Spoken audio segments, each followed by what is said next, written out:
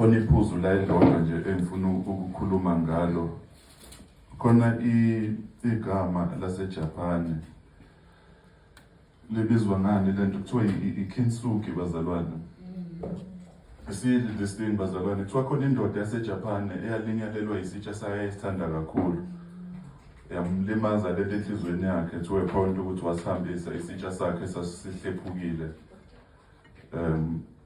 Wasisa komunye umfethu osebenza bazama ukusixhuma noqoqe bonke peace. Bazama ukusihlanganisa and then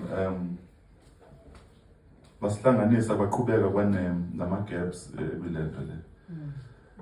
Bisitsha lesi. And then something very interesting yasiyenzeka. Sesuka lapho wasesisa komunye umuntu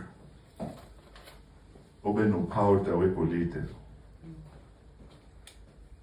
Kintsugi bazalwane. Lo mfethu ubenopowder wegolide. Wase ephesha la kuhlephuke khona.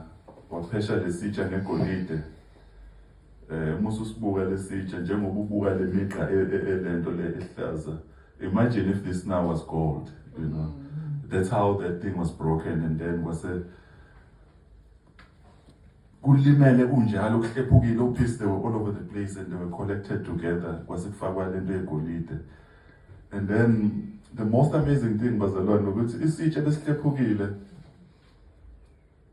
sithe masihlanganiswa ngoba sesinegolide sayithola sesinevalue enkulu kunevele besinaso before silimala.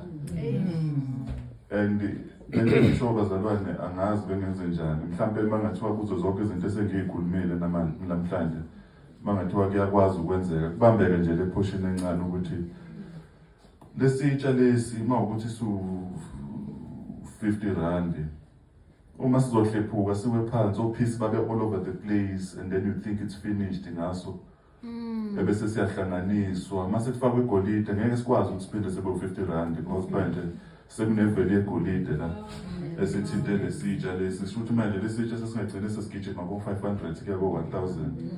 Now it's very amazing bazalwane ukuthi when you go through the pain and what you don't understand, the minute God's hands zikubamba in whatever pain you're going through, bazalwane, you can never be the same across. Amen. The person you were before you went through the tragedy, regardless of what the pain is, you can never be the same person before you walk into the thing and the person after.